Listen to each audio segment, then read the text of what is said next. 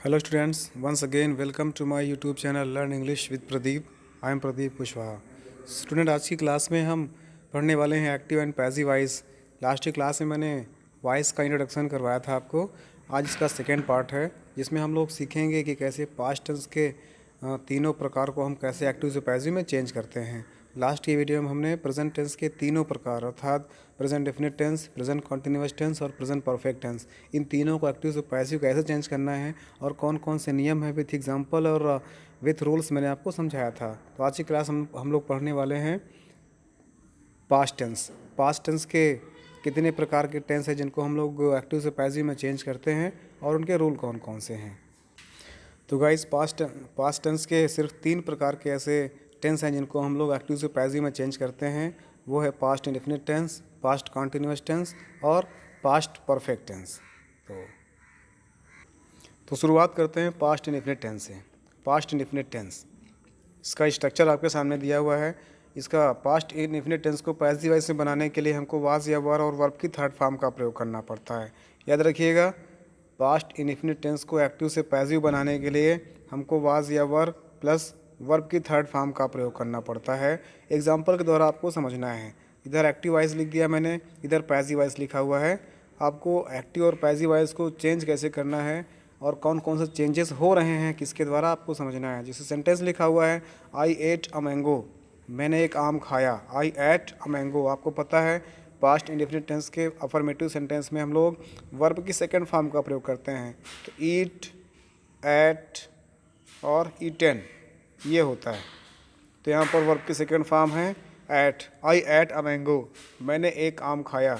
अब देखो इसको हमको बनाना है पैसिव वॉइस में। हमारा फार्मूला कहता है पहले हमको ऑब्जेक्ट लिखना होता है, इसके बाद हमको वाज या वर लिखना होता है, फिर वर्ब की थर्ड फॉर्म लगाना होता है और फिर बाई प्लस सब्जेक्ट लिखना होता है, जो आपको मैं लास्ट की क्लास में बता चुका हूँ। तो आई एट अ मैंगो, मैंने एक आम खाया, इसको पैसिव वॉइस बनाएंगे तो यहाँ पर अ मैंगो हमारा ऑब्जेक्ट है, तो यहाँ पर अ मैंगो पहले हो जाएगा। फिर आपको पता है सिंगुलर नंबर सब्जेक्ट होने पर हमको वाज का प्रयोग करना पड़ता है, तो वाज हो गया, दोनों मिलाकर हो गया अ मैंगो वाज। फिर क्या है, वर्ब की थर्ड फॉर्म लगाना है। वर्ब हमारा है ईट, सेकंड फॉर्म एट और थर्ड फॉर्म लगाना है तो ईटेन, दोनों मिलाकर हो गया अ मैंगो वाज ईटेन।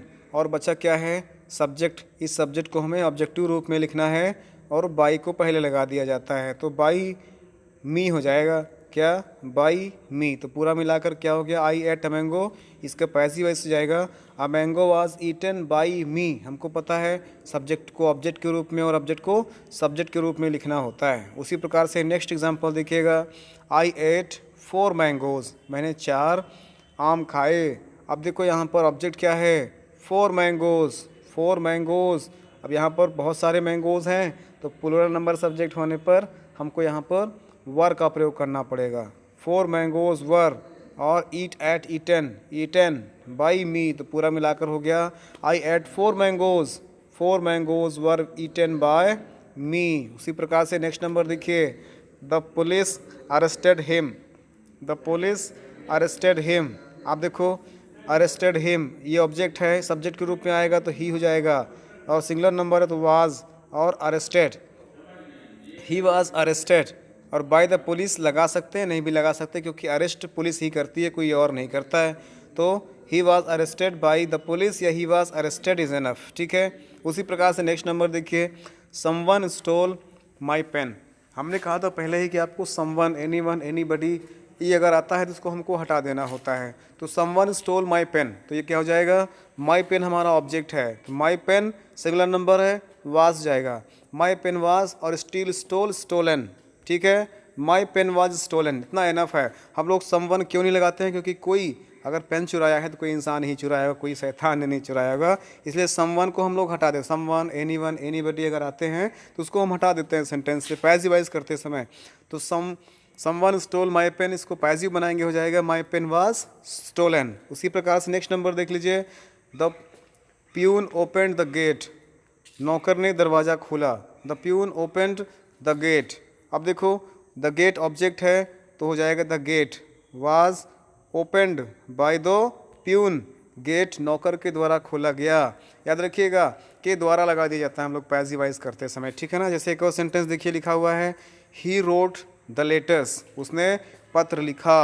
अब इसको पैसिव बनाएंगे, पत्र उसके द्वारा लिखा गया, पत्र उसके द्वारा लिखा गया। Letters were written by him, letters है ना, तो लेटर्स बहुवचन में है इसलिए यहाँ पर वर लगाएंगे। द लेटर्स वर, वर्ब की third form write wrote written, written फिर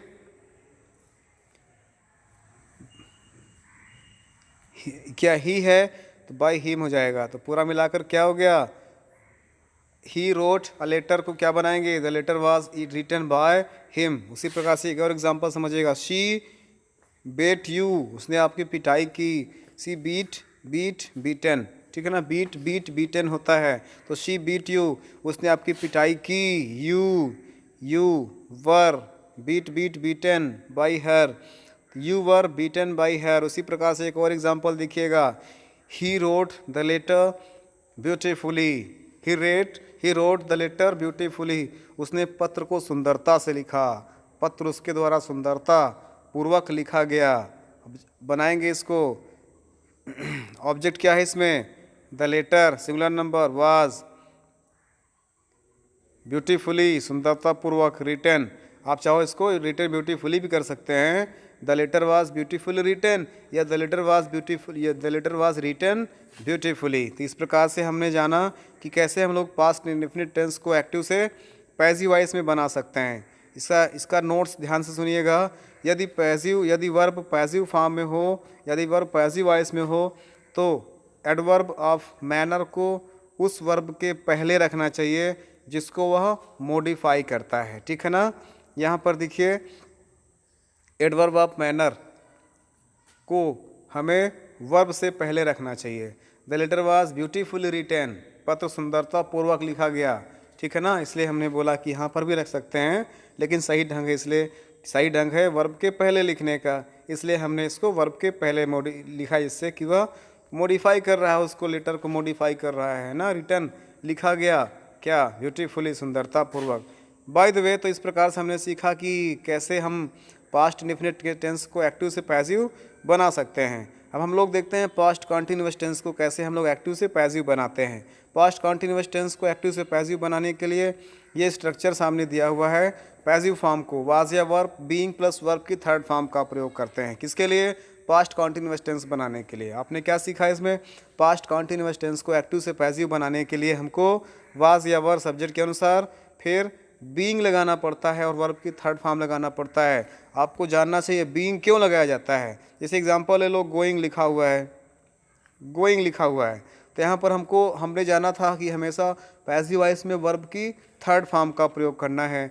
तो ये पैसिव वॉइस गोइंग को वर्ब की थर्ड फॉर्म करोगे तो गोइंग का तो हो जाएगा गॉन, और आईएनजी बच गया तो हम लोग उसको बीइंग लिख देते हैं।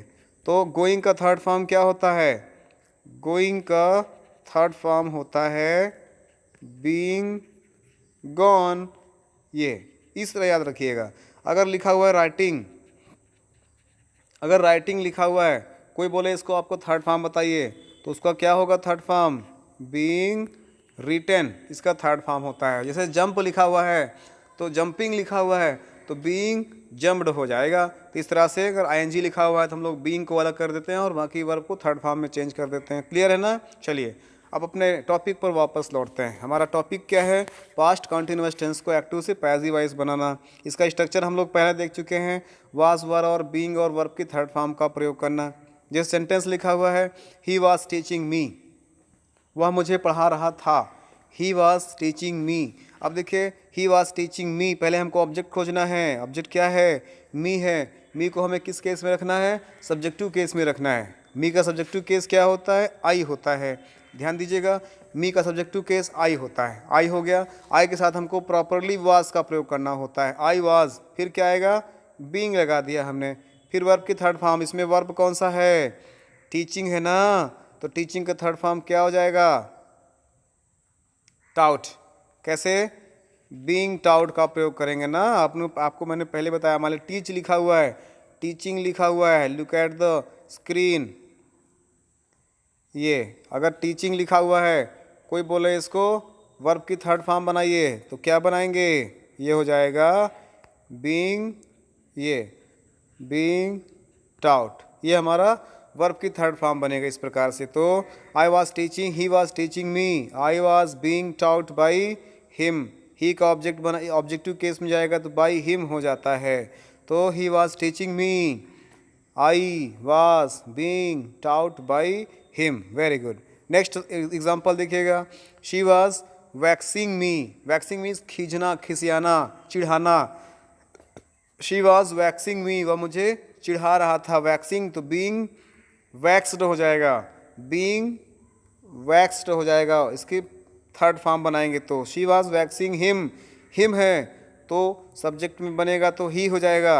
सिंगुलर नंबर है वाज, बीइंग वैक्स्ड, फिर हर है, शी है तो by her, he was being vaxxed by her. उसी प्रकार से नेक्स्ट एग्जाम्पल देखिए, he was watching them, he was watching them, वह उन्हें देख रहा था, वह उन्हें देख रहा था। तो ही वॉज वॉचिंग देम। अब देखो देम है, देम को हो जाएगा दे, और दे के साथ हमेशा प्लूरल नंबर इसलिए वर लगाएंगे, दे वर। और watching being watched by him, वे उनके द्वारा देखे जा रहे थे।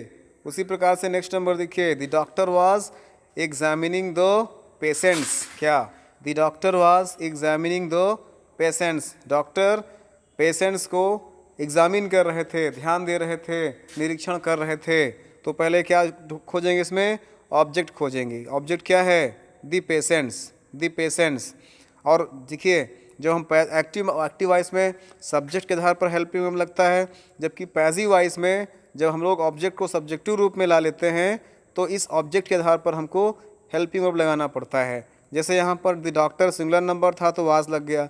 अब चूंकि हमने द पेशेंट्स को हमने सब्जेक्ट मान लिया है, पेशेंट्स बहुत सारे हैं, तो यहाँ पर हमने हेल्पिंग वर्ब के रूप में वर का प्रयोग कर दिया। तो क्या हो जाएगा, द पेशेंट्स वर।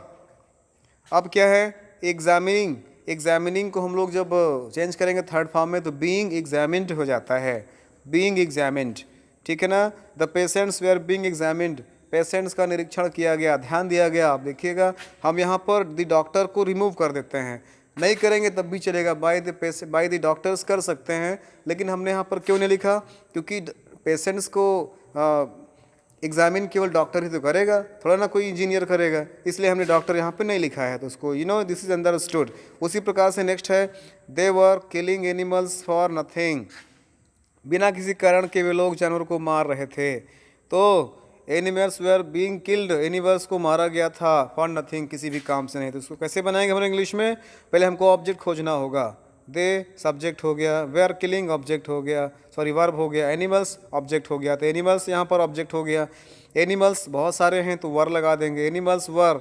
और किलिंग है तो बीइंग किल्ड, किसके लिए, फॉर नथिंग, किसी भी काम के लिए नहीं, एनिमल्स को बिना किसी काम के, एनिमल्स को अकारण ही मारा गया। बाय देम लिखना इम्पोर्टेंट नहीं है, ठीक है ना। तो इस प्रकार से हमने जाना पास्ट कॉन्टिन्यूअस टेंस को हम लोग कैसे एक्टिव से पैसिव वॉइस बनाते हैं। नेक्स्ट नंबर देख लेते हैं, past perfect tense. Past perfect tense को कैसे एक्टिव से पैसिव वॉइस बनाएंगे, इसको भी आपको ध्यान देना है, ध्यान से समझिएगा इसको भी। तो इसका स्ट्रक्चर की शुरुआत करते हैं, स्ट्रक्चर से इसकी शुरुआत करते हैं। स्ट्रक्चर, इसका स्ट्रक्चर क्या है पास्ट परफेक्ट टेंस का, हैड, बीन और वर्ब की थर्ड फॉर्म का प्रयोग करना। वीडियो को ध्यान से देखिएगा, मैं एक ही वीडियो में आपके पास्ट के तीनों पार्ट्स को ख़त्म कर दूंगा। सिर्फ 10 से 15 मिनट की इस वीडियो में आपका एक वॉइस का ये पास्ट टेंस का पूरा पार्ट ख़त्म हो जाने वाला है, इसलिए आप लोग वीडियो को पूरा वॉच करिएगा गाइस। और अगर आपको वीडियो पसंद आता है तो वीडियो को लाइक और शेयर करें, और अगर अभी तक आप मेरे चैनल पर नए हैं तो चैनल को सब्सक्राइब करें, जिससे कि नई नई वीडियोस का नोटिफिकेशन आपको मिलता रहे। आप लोग नए नए वीडियो जो भी मैं अपडेट डालूंगा, वीडियो डालूंगा यूट्यूब में, आपको उसका नोटिफिकेशन मिलेगा, जिससे कि आप उसको पहले पढ़ पाओगे, जो कि फ्री ऑफ कास्ट होना है। इसलिए आप लोग जस्ट कंटिन्यू स्टडिंग वेल, पढ़ते हैं, समझते हैं।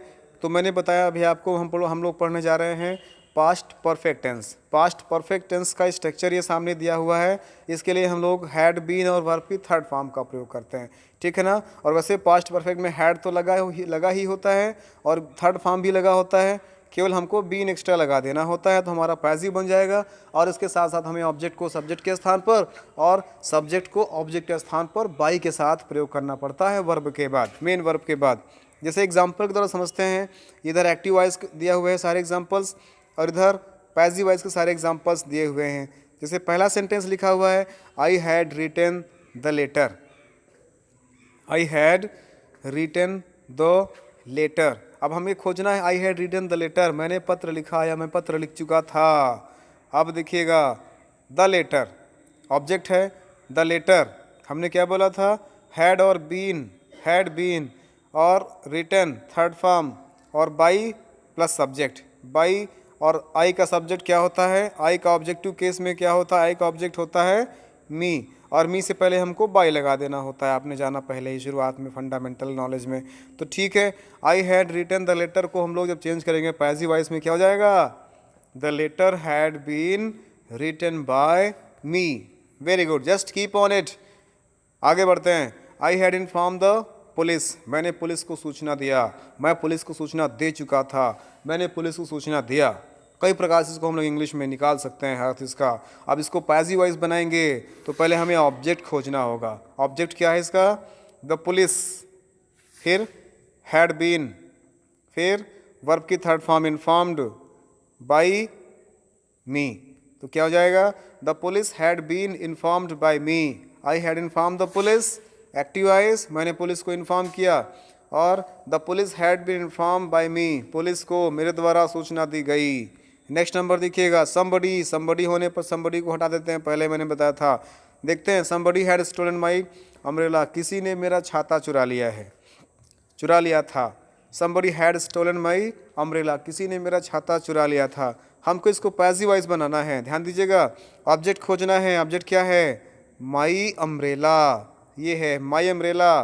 फिर हैड बीन स्टोलन और बाई समवन तो लिखना नहीं है, तो my umbrella had been stolen. Very good, just keep on. आगे बढ़ते हैं। They had warned us again and again, उन्होंने हमें बार बार चेतावनी दिया।